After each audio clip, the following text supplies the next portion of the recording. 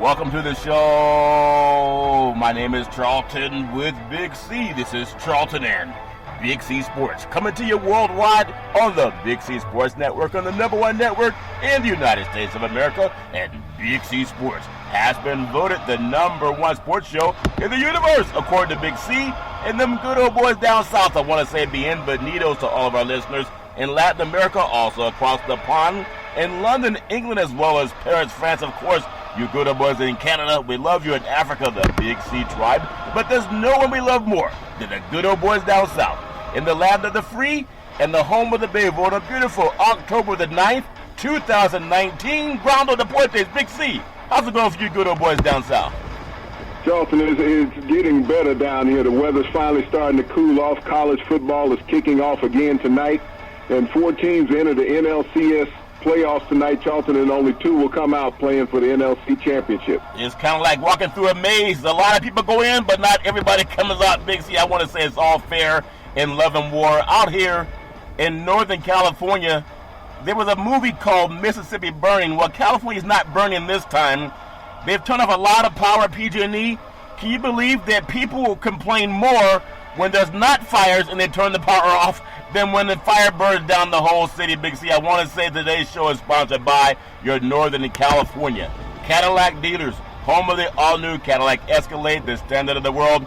When you go by and test drive yours, tell them Charlton and Big C sent you, as well as a fleet of Cadillac cars. A lot going on in sports.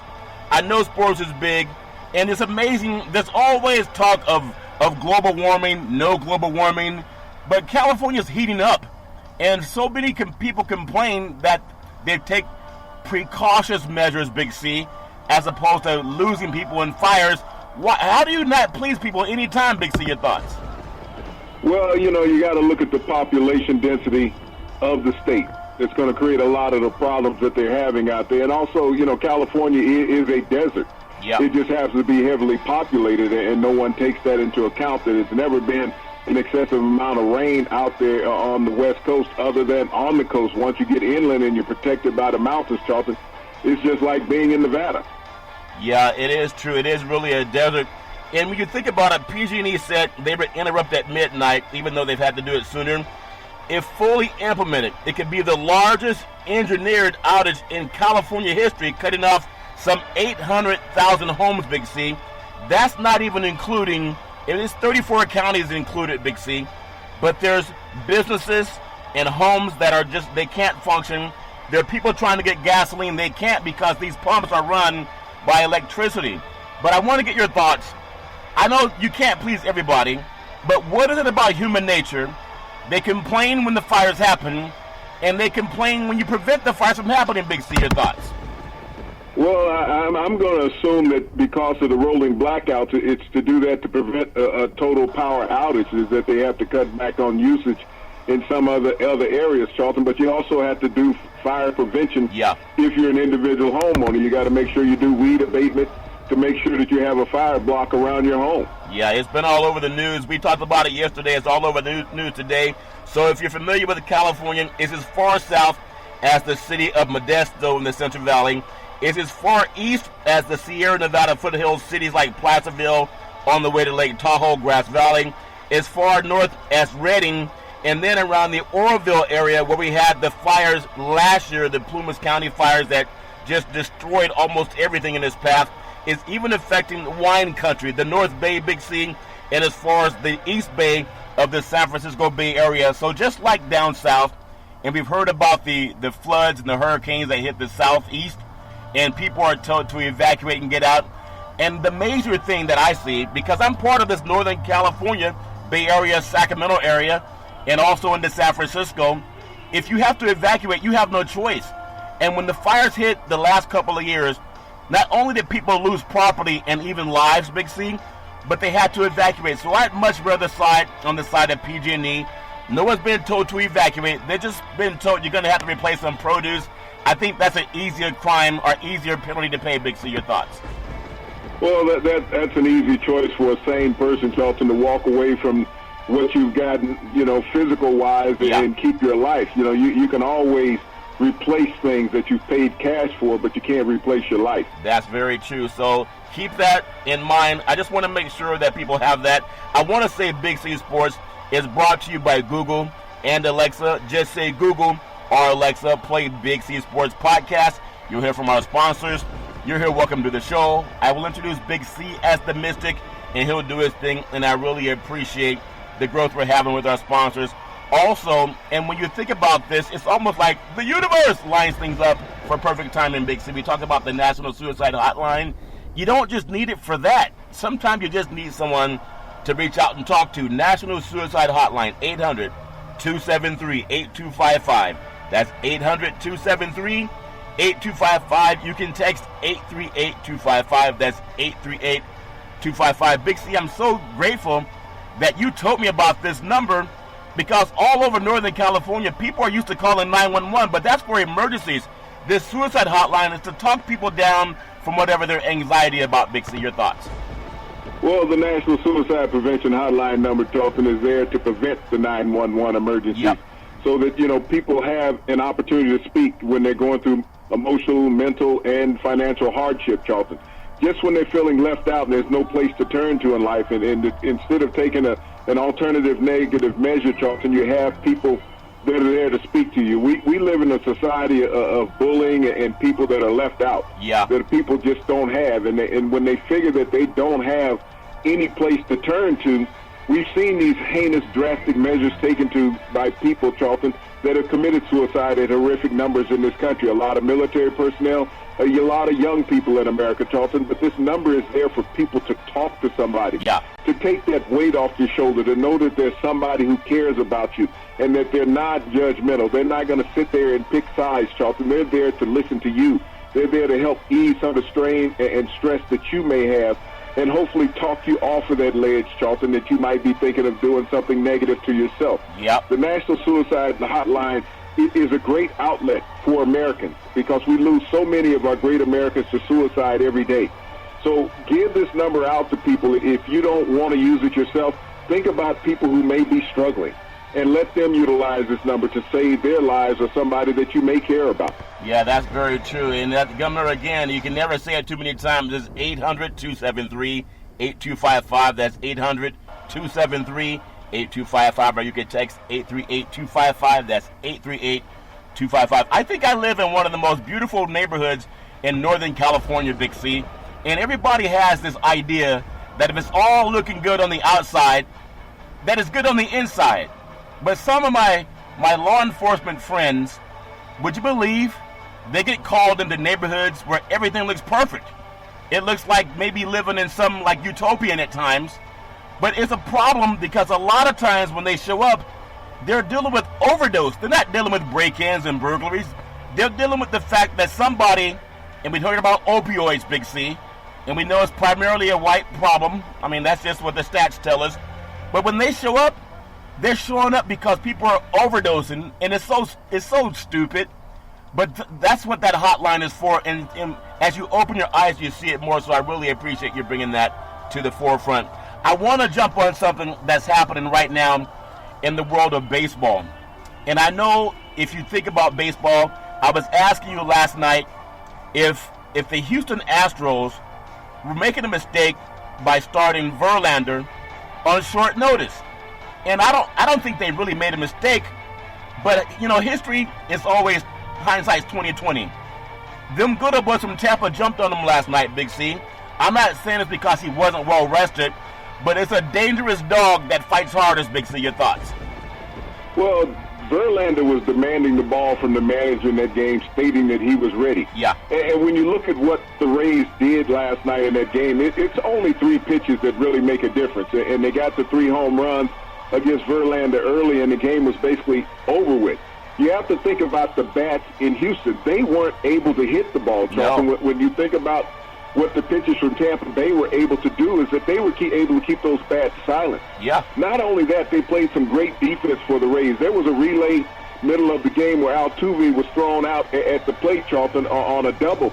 But that's what you get when you get team ball. Is that these guys came out to play. Houston got out to a 2-0 start in this series. Yep. And they started coasting. They basically thought it was all over. Yeah. And then when you look at what the Rays have been able to do and coming back, evening up this series and looking for a decisive game, Charlton, between these two, this is what you don't do, is that you don't back down in a series. You don't take your foot off the throttle when you have the lead, because in baseball, it's not always about pitching, and everybody wants to point a finger at the pitchers. Yeah. But unless your teammates are putting the ball into play, getting it through the infield, and not being caught in the outfield, Charlton, you don't have a chance regardless of how great a game that you pitch.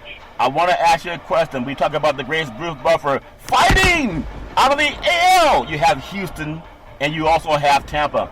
You know how you always say the best or the second most important person in the boxing ring, whether it's MMA or boxing, is really your corner man. Because I've yet to meet a fighter that says, I can't go on. I mean, some guys do tap out. We've seen that before.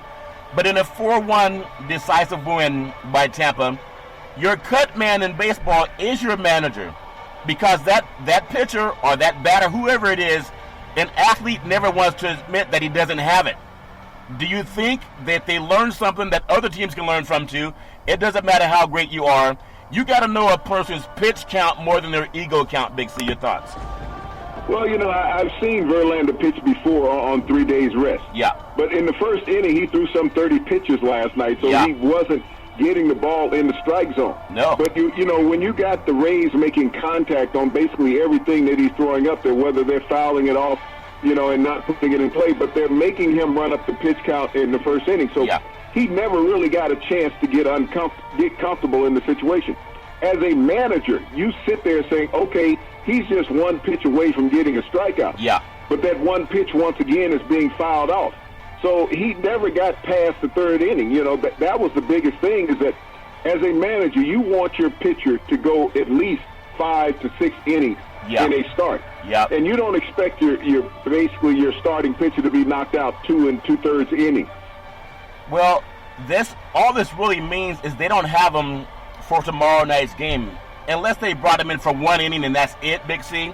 So that game will be tomorrow. It's a 4:07 p.m. start, East Coast time. It's down in Houston, so whatever wounds they have to lick, they can lick them before they get back to Houston. But just an incredible run by Tampa. But you've always said, too, and I was asking you about these championship games, these game-deciding games, and you said you never want to give a team the chance to have another day. You got to end it.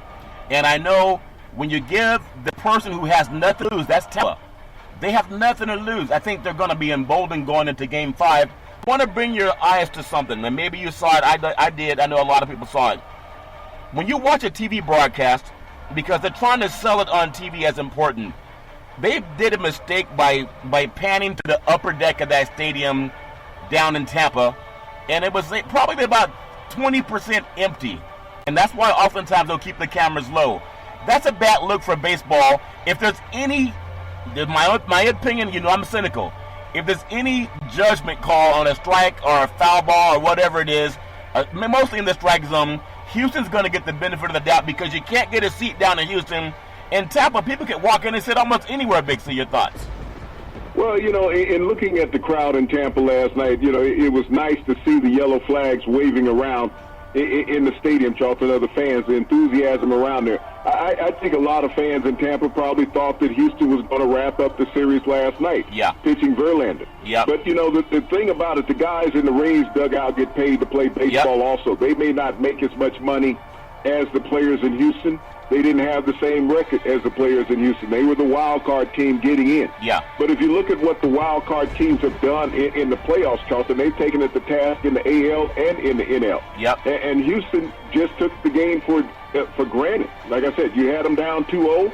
You come back to Tampa, you get swept in Tampa. Now your backer is up against the wall when you go back home to Houston. Yeah, it's amazing, and that's why you play to win the game. Now I want to swing the bat over to the National League. And you talk about two great teams.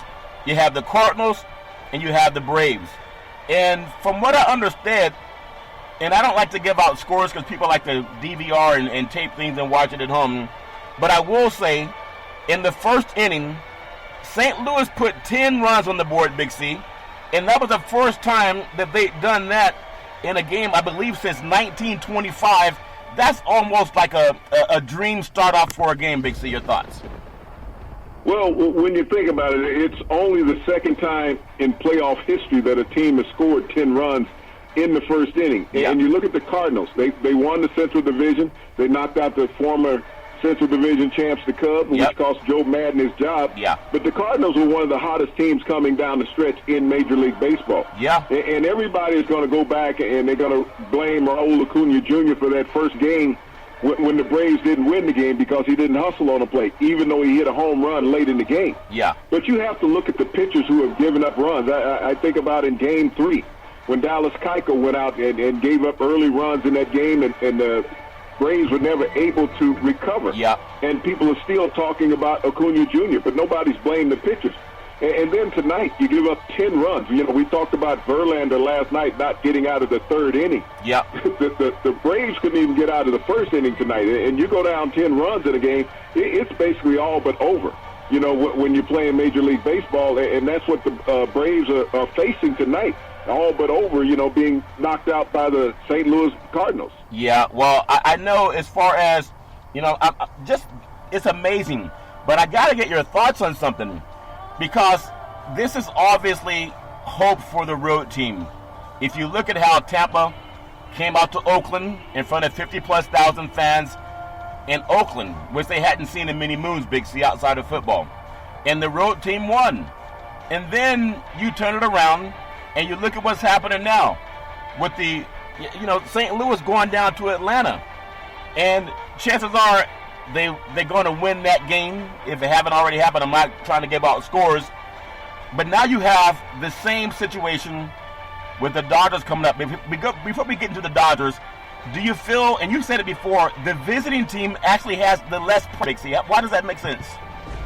Well, they do. I mean, when I look at Flaherty tonight for St. Louis, going 7 innings for the Cardinals, and basically shutting out the home team Braves during that stretch, you know, not having any pressure on him, really. The pressure's all on the home team. You're in front of your home crowd, and you don't want to have that disappointment, that emotional butterfly that keeps rolling around in your stomach always affects players. And to go out there to Chavez Ravine tonight in Los Angeles, you're looking at that same thing with the Los Angeles Dodgers. The Nationals are going to put Steven Strasburg on the mound tonight, you know, facing the Dodgers. And you think about what Strasburg has done over his last 22 innings in the major leagues, Charleston. This guy has only given up a couple runs in his last 22 innings. Yeah. His ERA is under 1. So he's been basically unhittable when you think about coming to the playoffs. And so when I look at where the Nationals are, Charleston, first time in their history having an opportunity to play in the NLC championship game, all the pressure is on the Dodgers. Here's a team that's been to the World Series the last 2 years. They had the most wins in Dodgers history during the regular season this past all season. Yeah. So this is a do-or-die situation for them. You know, this is nothing but failure if they don't make it. When you look at the history of the Dodgers, and here it is, the Nationals never had a chance to play in the NLCS. Yeah. This is a great move for them. And so I see all the pressure on the Dodgers tonight. It's interesting that you say that, and you have, because people fight for home, don't people fight for home field advantage or home court advantage, whether it's football, basketball, baseball? So as an athlete, I know going on the road, you said there's less pressure. So why is there this misnomer that we have to have home field advantage, Big C? Your thoughts? Well, everybody looks at home field advantage, and it has been an advantage over the years. Yeah. And that's because teams have stayed together. When you look at the world of free agency and the movement of athletes, home field advantage has kind of lost its luster over time because players are no longer have a tie, an emotional tie to a community. Yeah. You look at the Dodgers coming into this game tonight. You know, they're going to pitch Walker Buehler. Yeah. And you think about where he has been. He's only given up 3 hits in his last 2 playoff starts. Wow. So here's a guy that's been basically unhittable. You're looking at 2 pitchers that going into this game on paper that are unhittable in Buehler and Strasburg. Yeah. So it's going to come down to the bats that are on the team. Can they deliver? You know, that's what it's all about. We always talk about starting pitchers. Yep. But baseball in playoff time is more about timely hitting. Can you keep the ball in play with these 2 great pitchers on the mound? I like Strasburg because the heat that he's going to bring. Yeah. And like when you're giving up less than a run, even though Buehler has only given up a couple hits in his last 15 innings, I still like Strasburg with less than a 1 ERA. Well, I'm going to put a little bet on the universe.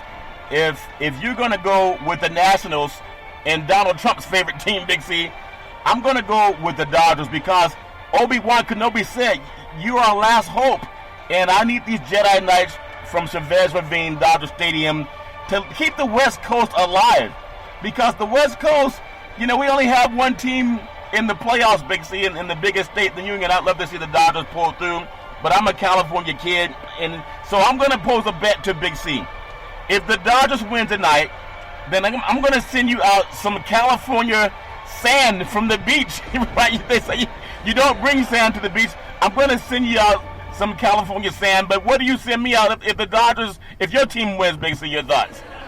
Well, since they're from Washington, I guess I have to send you out a mega hat.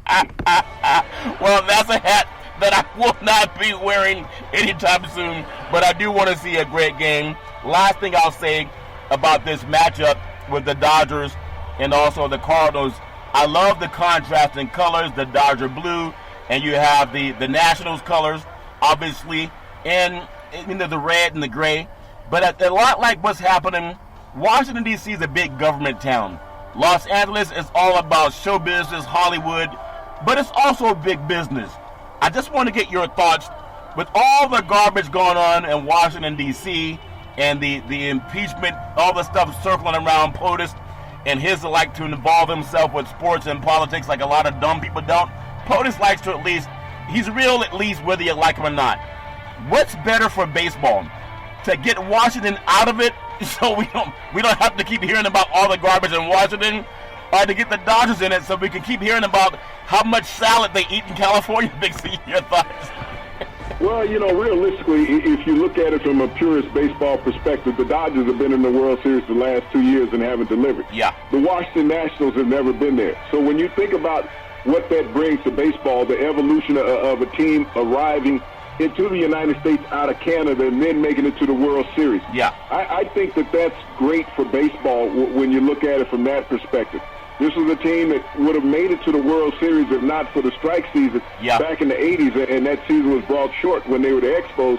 But now they have an opportunity after getting rid of the biggest free agent in baseball. Yeah. What an announcement of baseball is that you don't need to go out and break the bank to bring in a player and give him all that money. You can survive with just everyday Joes on the roster. Yeah, so Bryce Harper, obviously, so their feelings were not hurt when he left Big C, so I guess it's all fair and love and war. You just got to dance with the people that you're at the dance with.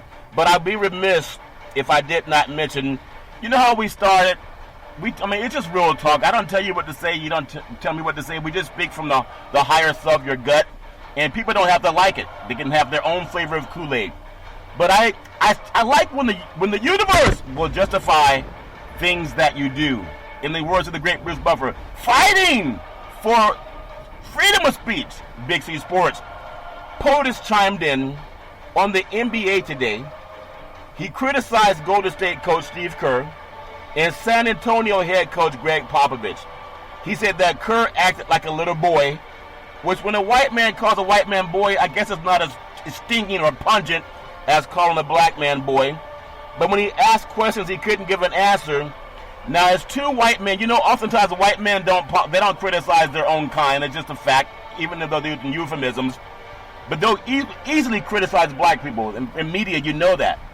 Give me your thoughts on all the dumb sports shows that said for many years, we don't talk sports and politics, we're just going to tell you the score. Well, a lot of those dumb guys, they can't participate in this political sports conversation. Big C, your thoughts? Well, as I look at the president constantly want to chime in on professional sports that are dominated by African Americans, and now he's even attacking the white coaches in these professions. But this is status quo for the president to deflect from what's going on in his life. And I wonder if the president ever thinks, which I really don't think that he does, when he starts talking about people that can't answer questions. Yeah. He hasn't been able to answer questions since he's been in the White House. I mean, defer and deflect and tell a lie. That's been the status of his presidency. I know we're one nation, and we're led by the Oval Office, but the Oval Office has been an embarrassment to this country. Yeah. And when you're sitting there and you're attacking sports figures, when you're talking about an impeachment inquiry about yourself and you're lying about phone calls that you made and you're blocking everybody from testifying against you, that's an impeachable offense. That's obstruction of justice. Yeah. He's doing this all the time.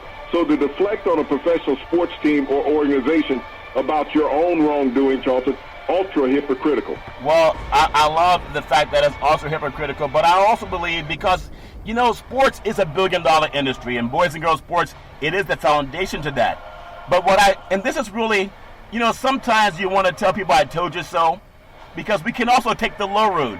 There's so many knuckleheads that I've talked to, just dumb guys that want to know who won a game. Like you can Google who won a game. But as far as the conversation, they can't go any further than who's on first base. But I got to bring this thought up to you, because to be prescient is to have knowledge of things before they happen. And when you and I started doing this show, there was a lot of pushback. And I'm not saying we did it first. There were guys like Walter Cronkite back in the day, Bernie Shaw, CNN News. Everybody has their own flavor. But I will say we're part of the vanguards that have been willing to talk real about sports and politics, about race and religion, about sexism, all those phobias that people pretend don't exist. Have we seen a sea change in sports business? And I'll say boldly enough that is led by black men, where there's Big C Sports, are these athletes that made these billion-dollar industries that white men like Popovich and Kerr are defending, even though mainstream is still trying to push back. Does that make any sense, your thoughts? Well, they're protecting a sport, Charlton, that's been part of their livelihood, which anybody should do. Yeah. Regardless of the business that you're in, you have to stand for the business and the profession that you're working in. And that's what these two coaches have done. Yeah. They've always been outspoken people. You think about Popovich with a military background, so no one has the right to criticize him. Very intelligent man. You think about Kerr and his involvement, throughout the years, as a championship player and coach, a leader of men, both of these guys, and they've done it with integrity, something we can't say about the White House. They speak freely about their minds and the surroundings around them. Yeah, I think it's important. Last thing I'll say on this, because I remember growing up, my parents told me the truth, even if I didn't want to hear it, because they would always say, you can never say you didn't hear it, because I'm telling you right from wrong. Think about consequences before you do anything, so you don't have to come crying once you're locked up.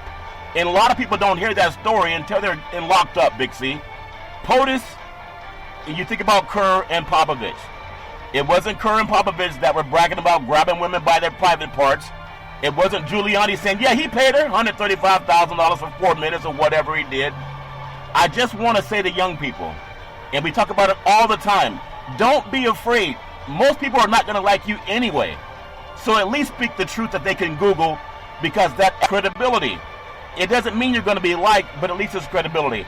I applaud Kerr. I applaud Popovich. I applaud some of our media that showed up late, Big C, on board about saying things that keep all of our society safe. The president's not above the law, neither are we. But if we can hold back by saying Google it and fact check it, I think that makes media more honest. Big C, would you agree with that? Your thoughts? Well, everything is about honesty in society, Charlton, when you're looking at it, and especially when you're in a leadership position. You must lead by example. You can't lead with inaccuracies. You can't lead by telling lies. And that's what we've become too accustomed to and acceptable of in this country, is that dishonesty has led this country for the last 3 years. Yeah, well, I know people do what they want to do. It's all fair and love and war, and I love the fact that sports and politics and religion, it does mix. And I'm glad that Big C Sports has been mixing it for 4 years now. Now some good old boys are trying to do it also. I want to say we're coming up on what's called the Big C Timeout, also known as the Big C Pause. We'll take the break, and when we come back, we're going to talk about a lot of things that we hope you'll come back and join us with as well.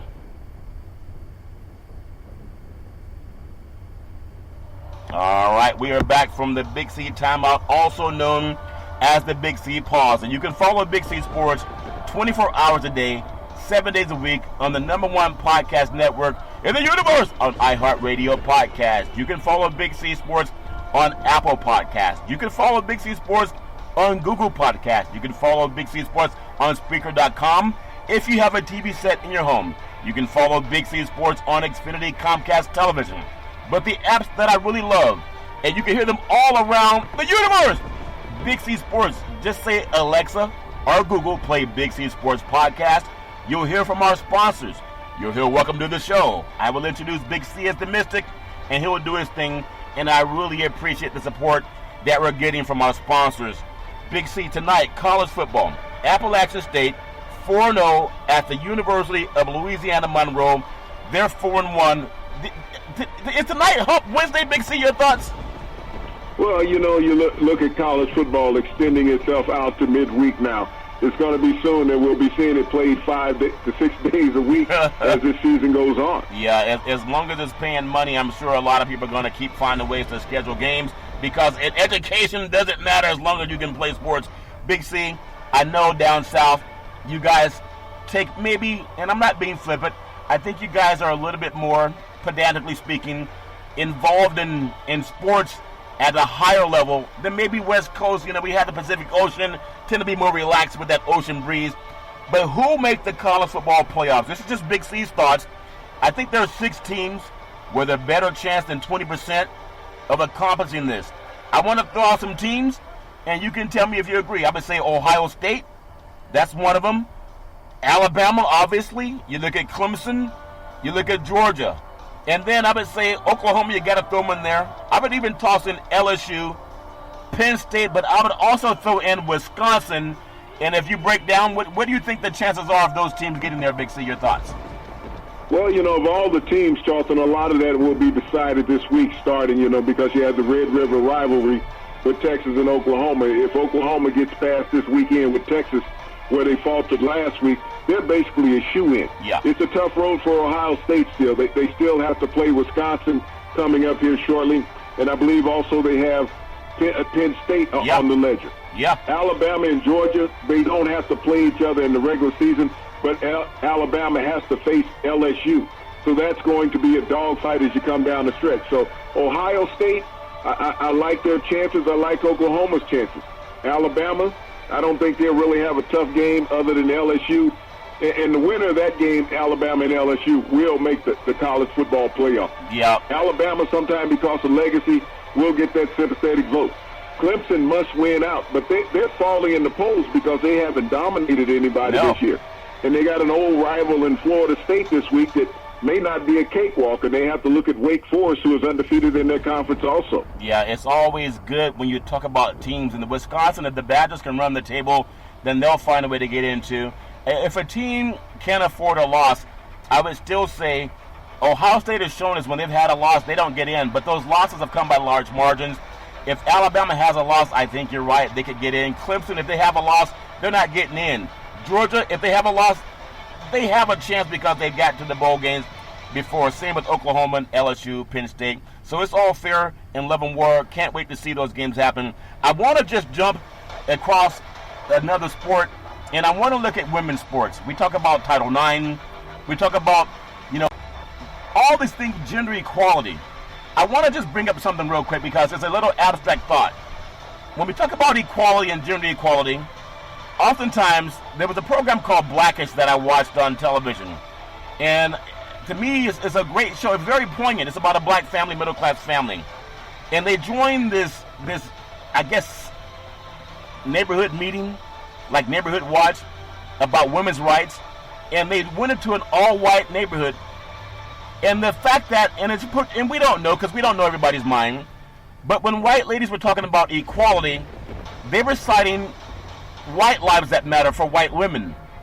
But what they did not mention is that many of these rights that white women have, Big C, it came on the backs of black women who, for the most part, are kind of absent in this Me Too movement unless it's a very famous movie star. Does that make any sense? Your thoughts? Well, as we look at what media controls, Charlton, the media's been more the mainstream. We don't have that many highlighted African-American women in society that are going to be out there. We just talked about Oprah yesterday with her $13 million endowment at Morehouse College in Atlanta. Yeah. We don't get enough philanthropists out there. And when you think about white society, Charlton, they're always in the forefront on television. Yeah. We're not getting that African-American face. So when you see a show on television, generally written and produced by a white person that has black actors in it. Yeah. So they're always going to bring it from that perspective. Well, I think I relate to that because when we talk about sports and politics, some people say, well, they're not used to hearing authoritative figures who are African American, whether it's President Obama, whether it's the great Farrakhan from back in the day, or even someone like Malcolm X or Dr. King.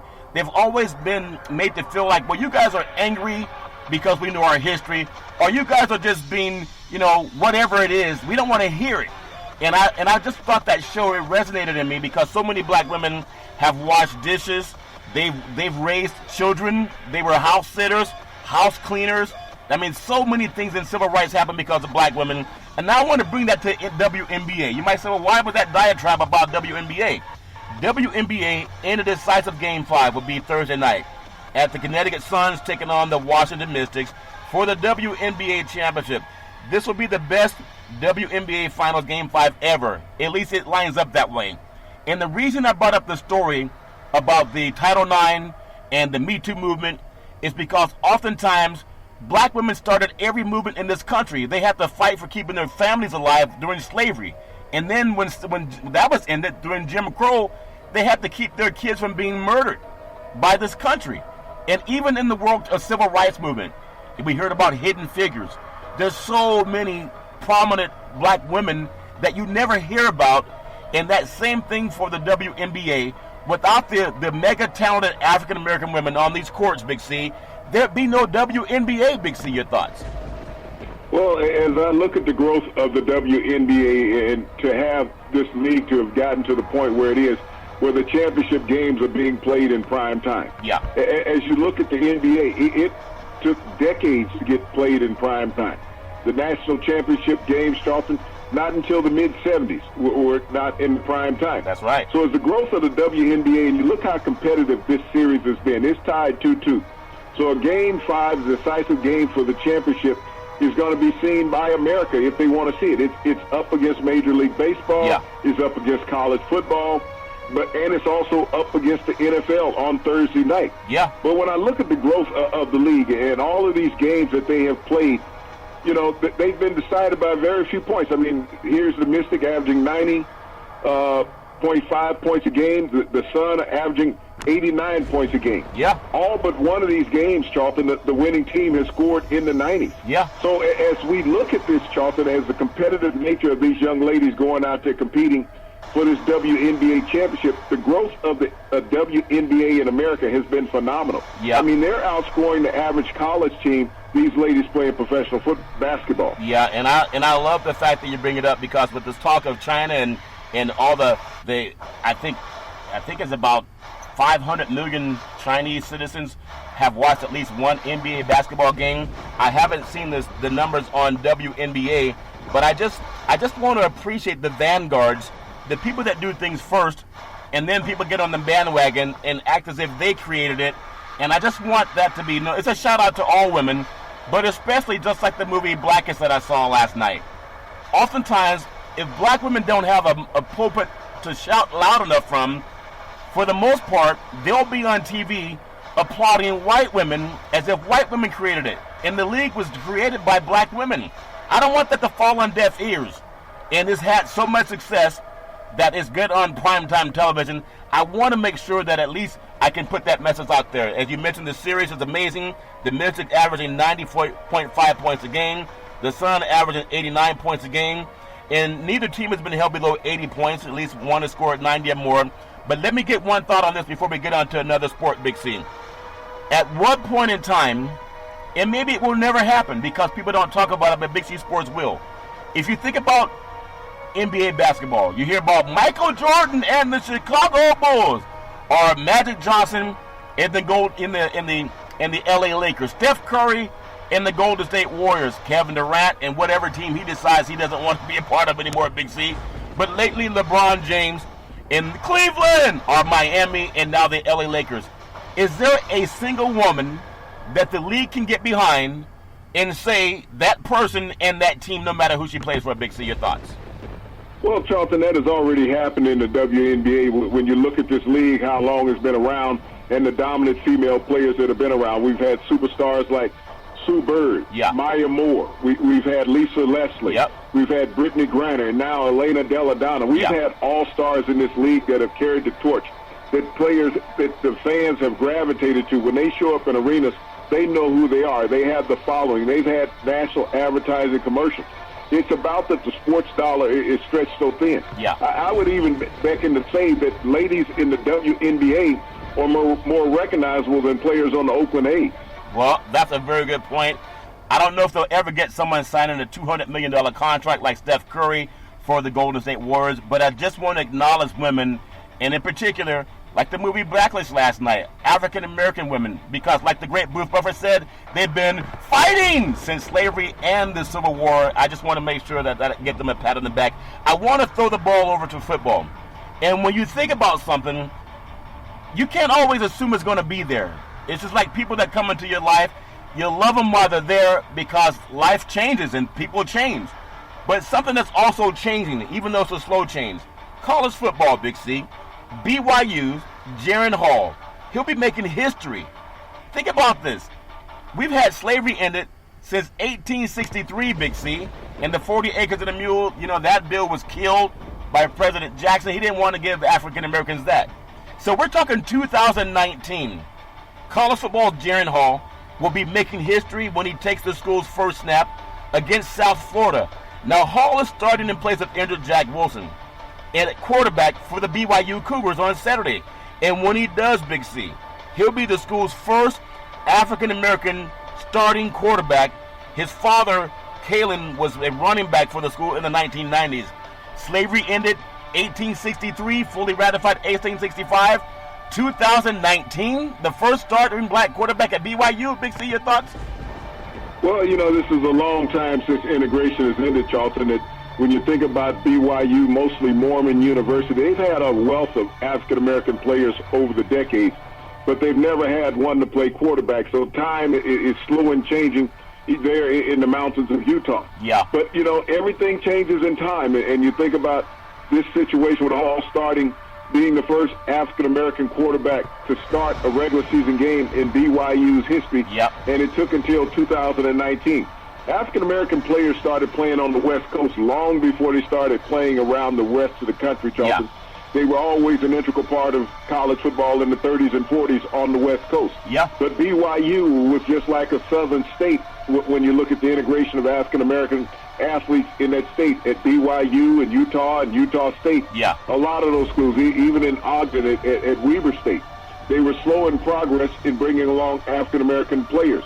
The University of Utah has an African-American starting quarterback. Yeah. And now BYU is following that slate, Dalton, as well as Utah State has an African-American quarterback, Jordan Love, who is one of the top 5 quarterbacks in the country on the NFL draft boards at Utah State.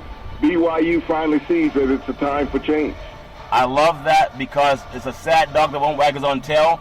But when people talk about Black Lives Matter and progress, it's about the opportunity. That's all, opportunity. When you watch track and field, whether it was Edwin Moses back in the day or Usain Bolt, people just want the opportunity. Put everyone on the same starting block and let the fastest person win. When it comes to quarterbacking and positions of power, oftentimes, like the TV show Blackish, you got to give people the opportunity. That's all people want, and I wish the man nothing but the best. College football, one of the biggest rivalries in the Power 5 coming up over the weekend, and this is Big C's thoughts. Everybody has their own flavor of Kool-Aid. I look at Oklahoma and Texas. It's called the Red River Shootout, Big C. In Alabama, in Auburn, that Iron Bowl thing, that's not coming up this week, but it's one of the biggest rivalries. And then Ohio State, Michigan, also not coming up this week, but one of the biggest rivalries. Florida and Georgia, the world's largest outdoor cocktail party. And then there's Notre Dame and USC that I guess you could say West Coast versus Midwest programs that just been doing it for a long time. Give me your thoughts on which are the most important ones, Big C, your thoughts. Well, I think about that Red River shootout between Oklahoma and Texas. Here was Oklahoma looking to run the table last year, having a perfect season, and all of a sudden Texas rose up and knocked them off. And this game, Charlton, over the last 5 years has been decided by a touchdown or less over the last 5 years. And that's what you like in a rivalry game, is that one team is not coming in constantly dominating the other team, that there's always optimism and hope throughout the contest. We know that shootout between Ohio State and Michigan last year was a one-sided affair. Ohio State dominated Michigan, and it just has not been itself over the last half decade. Yep. I like the world's largest outdoor cocktail party. That appeases to me because the liquor is flowing at that game between Florida and Georgia. Yeah. The key element of that game, Charlton, is that the game is always played at a neutral site, just like the Red River Shootout between Oklahoma and Texas. The stadium is split, 50% one color, 50% the other color. Yep. The USC Notre Dame game, Charlton, has kind of lost some of its luster because USC's program has been down. Notre Dame has dominated that contest for the last 4 or 5 years. Yeah. And USC, if they don't win this game this year, Clay Helton may be out. Well, they're not going to win against Notre Dame at South Bend. They don't cut the line, number one, for the faster teams coming in from the West Coast. They also have touchdown Jesus. So they says play like a champion, but we know there's a lot of home cooking when those two teams play. And I think also, and I like what you brought up with those programs, is what is it about the largest outdoor cocktail party when you have Georgia and Florida who counted all the cocktails, Big C? Your thoughts? Well, that good old Southern home cooking, Southern moonshine, all that stuff is available, Charlton. And they go across the state lines down in Jacksonville every year, and nobody's watching the outdoors. There's no sheriffs around to watch anybody leave the stadium. It may also be the world's largest outhouse party, also Big C, when you think about all the cocktails flowing. My thoughts when I think about these series, you look at Florida and Georgia, that's big. But Texas and Oklahoma, think about this. Texas leads this series 62 wins, 48 losses, and 5 ties. Since World War II, Oklahoma leads the series 36, 35, and 3. And over the past 20 years, Oklahoma leads that series 12-8. What used to be called the Red River Rivalry and now the Shootout, Big C. And I know that both teams, when it comes to winning, Texas being the bigger state with more football talent, you would think they'd be the more dominant team. In the series, yes, they are. But why has Oklahoma, in your opinion, in a much smaller state, why they dominated 12 wins to 8 in the last 20 years? Big C, your thoughts? Well, Oklahoma's adapted athletically. They've changed their program. They changed the schemes that they've run on offense to adapt to the modern athlete that has come in. And as you look at what they've done over the years, even though Texas rose up and knocked them off last year, Charlton, they've brought in the better athletes over the years and been more healthier in this series. Yeah, that's definitely true. And you think about some of the great players that have come through those great programs, and I just appreciate the fact that they keep doing that rivalry every year. I also want to swing to my favorite rivalry, whether they win or not. Both of these teams, haven't won national championships since USC was stripped in 2005. I don't know how you strip someone. We saw them win on the field. But you look at USC Notre Dame. Notre Dame leads that series 46 wins, 36 losses, and 5 ties. Now, the first game, Big C, it was December 4th, 1926. Notre Dame won that game. But when I think about this series, when I really got hooked on the Notre Dame-USC series, it was at the Coliseum in Los Angeles, and I think Notre Dame was up 24-6 at halftime. And I believe it was Anthony Davis. He said to Coach McKay, I'm going to run back the opening second half kickoff for a touchdown. And he ran almost 100 yards for a touchdown. And USC beat Notre Dame, I think it was 55-24. I fell in love with USC in that game. That's when I started bleeding, their colors. And then you have the Reggie Bush push back in South Bend, South Bend, Indiana.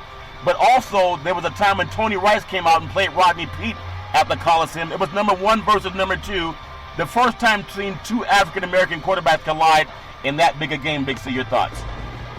Well, this game over the years have grown. I can recall that game when Anthony Davis ran back the kickoff. Charlton Pat Hayden was playing quarterback. Lynn Swan was one of the receivers, along with J.K. McKay Jr., the head coach's son, and Charles Young was the tight end. They had a defense called the Wild Bunch, which was probably one of the best defenses in college football at that time. So, they've had a lot of great storied players over the history of this rivalry. Yeah, it's been an amazing scene. So I love watching it no matter what happens in that. I want to look at some of the things going on in sports in the world of the NFL. And when you think about it, this is where all these guys want to go. NFL 3 quarterbacks taken in the first round of the 2017 draft. You look at number 2, Mitch Trubisky, Chicago Bears. Big C, he's completing 65% of his passes for 588 yards and 3 touchdowns. and 2 interceptions. Drafted at the number 11th pick is the great Patrick Mahomes, or as you call him, Patrick Mahomes, Big C, Kansas City, completing 66% of his passes, 1,831 yards, 11 touchdowns, and no interceptions. Big C also drafted at the number 13 spot the great Deshaun Watson for Houston, the Texans, completing 69% of his passes, 1,364 yards, 11 touchdowns, and only 1 interception. You know how we said people just want the opportunity? Big C, they're shining with the opportunity. Your thoughts? Well, when you talk about those last 2 quarterbacks that were drafted, Charlton, 2 of the hottest quarterbacks in the NFL, Patrick Mahomes, suffered his first loss in Kansas City last week versus the Colts. Then we look at Deshaun Watson, who had a career day, throwing for over 500 yards in that outstanding game last week, Charlton, and he was also NFL Player of the Week offensively. Yeah. These 2 are going to face off for the first time in their professional career coming up this weekend. And when you think about the growth of the African-American quarterback in the NFL, who is to say that that position shouldn't be more swayed towards African-American quarterbacks with the accomplishments they're making? Mitch Trubisky was taken first overall. Yes, people are going to say, well, he's injured and he's out. Well, that's part of the playing their position, Charlton. But when you look at what Mahomes has done and Watson has done, yeah, since they've been in the NFL, Charlton, they have the best winning percentage, best quarterback rating against winning teams since they've been in the NFL. Yeah. Patrick Mahomes is at an 89% clip QBR rating. When you look at Deshaun Watson, he's at a 79% QBR rating. Yep. Those are the best winning percentages at the QBR rating since they've come into the NFL against teams with winning records. So as we look at these quarterbacks and people say, well, they're not ready for the position. They are ready position. And they're going to get there, Charlton. It's just like all the people that are criticizing Cam Newton right now, saying because Kyle Allen is winning in Carolina. Well, Kyle Allen just happens to be pulling the trigger. Cam Newton hasn't been healthy. Yeah. And all the critics are going to say, well, since he lost that Super Bowl, he's only 500 as a starter in the NFL. There's a lot of quarterbacks that are only 500 as a starter in the NFL. Yeah. And there's another quarterback who won a Super Bowl who's only been 500 as a starter since he won the Super Bowl. Yeah. But nobody criticizes him. And that's the great Aaron Rodgers in Green Bay. Yeah. His record is the same as Cam Newton percentage-wise since he was in a Super Bowl. Yeah. Well, oftentimes what happens in media, like the Edward R. Murrow Award, Big C Sports, and I'm hoping that we can get that award, Big C. It's just about having, integrity in broadcast journalism, and by telling the truth, giving facts that people can Google. When I think about this that I'm going to come up and tell you right now, there's something that happened back in the day. It was the great Broadway Joe. I didn't know this stat until you brought it up, Big C. I never heard it on mainstream programs until I started hearing it from you. The year that they won the Super Bowl and they beat the Colts, he guaranteed to win. I mean, he was only 50% right. Guys do it all the time. But he had a losing record. People don't know that. Your thoughts? Well, he has a losing record. He's one of 2 quarterbacks in the NFL Hall of Fame with a losing record. And the other is Sonny Jurgensen, who played for the Washington Redskins. And there's one other quarterback I'd be remiss to say he has a losing record also since he last won a Super Bowl. That's Eli Manning. Yeah. So as you think about those 3 quarterbacks, 2 in the Hall of Fame and 1 who will get there into the Hall of Fame, will have losing records since they won a Super Bowl. And Sonny Jurgensen never won one, even though he was in the Super Bowl when the Dolphins had their perfect season. But as I look at Aaron Rodgers, who has a 500 record since winning a Super Bowl over a decade ago with the Green Bay Packers, and he's not criticized in the same light that a Cam Newton is. And again, I harp on this because it's true. Because since I've been in media for about a good 30 years now, I'm still seeing this, Big C, as I get out media passes for Chase Center over in San Francisco for Golden One in Northern California, or at Staples Centers down in Los Angeles, getting media passes. They're easier to come by now. But I still say, if you sit in media and at the production trucks, when I went to my first Super Bowl back in 1996, flown by NBC Sports, I still remember the great David Gibson as a production manager for Dick Enberg's crew of the NBC Sports. And I appreciate that because it's about people opening doors. And I want to make sure we do that and ask people to Google this stuff. We're not just making stuff up. And if we are, then we should be criticized. That's why I love when you say things that we can Google, Big C. Your thoughts? Well, it's always about being knowledgeable of what you're doing sports-wise, being an originator in what you do, not emulating what other people do. You have to set the table of you being yourself, and that's how people identify you, for what you bring to the table, to the broadcast, Charlton, and that's what I try to do on a nightly basis. I don't try to emulate what other people are doing. I want to be in the forefront so that when I can watch something on a program the next day or a couple of days following us, I can see what I've already said on our broadcast on the airwaves from someone else. Yeah, I do that all the time, and I see that all the time, too. I want to bring up this date, October 9th. It was back in 1831. We talked about BYU having the first African-American quarterback to start since slavery ended, Big C. To me, that's very personal. In the fall of 1831, on a Virginia plantation, Cyrus McCormick completed development of mechanical reapers that were used to revolutionize the grain and harvest industry. A black man. From the moment the patent was issued, Big C, McCormick was cited for the assistance, but he had not received the credit for it because he was a slave. And if you think about that, we jump all the way to 1995 and we deal with the 14th Amendment. There's so many African Americans who had inventions. They were creators of it. They had the intellectual property behind it, but they were not given the credit. Not because they didn't want to, but mainstream wouldn't let them do that. That's why I'm always loving with Big C Sports to acknowledge African American history. There are people who did so much for this country, and they'll never be acknowledged for it. Big C, that make any sense to you? Your thoughts? Well, if you look at the invention of America, the creation and growth of America, it was led by the ingenuity and the back work of slaves, Charlton. Yeah. But because they were owned by other people and they were property, whatever they created belonged to their owner. And so they were never going to get the credit for it. There's many patents that were doled out, Charlton, during slavery, but the slaves had created it and they were never gotten the right for it. They never earned any of the income. It went to their wealthy slave owners, Charlton, and made their families rich over the years. Yeah, and oftentimes when people stood up for what they wanted, they were even murdered. It's amazing when you read about the power of black Americans. All life began on the African continent. Just Google Dr. Leakey and Gregor Mendel. I meet a lot of young black men that are just looking for someone to be the prodigal father. I mean, everybody needs somebody. But I remember growing up, a lot of people reached out to me because I played sports and I was well educated. My parents made me read, and reading's so fundamental. I love bringing that up.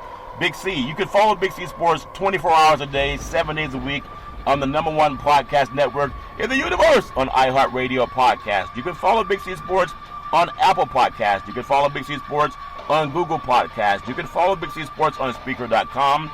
You can follow Big C Sports on a program called Alexa or Google. Just say Google or Alexa, play Big C Sports Podcast.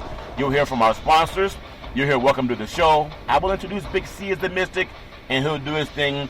And I don't take for granted that we have access to the minds of many people. We just say Google it. You don't have to like what we do. I want to bring up, as we close today, I know we're all looking forward to football and basketball and baseball. I'm really proud of something that you and I have talked about many times, Big C.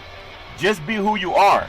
And when I hear even the President of the United States of America, I'm talking to all the dumb media guys that criticize me personally. I feel like Michael Jordan now for saying, man, why do you guys talk so much politics? The President of the United States of America, POTUS, is talking sports and politics and is powered by black men. That's why we call ourselves prescient, at least that's my opinion. Top black colleges, Big C, enrollment-wise, North Carolina Central, Tennessee State, Jackson State, Prairie View A&M, Howard University, Florida A&M, Texas Southern, North Carolina A&T, Morgan State, Albany State. Big C, these schools have created a living legacy since the Civil War. That's why I really want to make sure that we bring media attention to black colleges. Big C, your thoughts? Well, the enrollment of historical black colleges, Charlton, has been up over the past several years. The higher education within the African-American community is very important.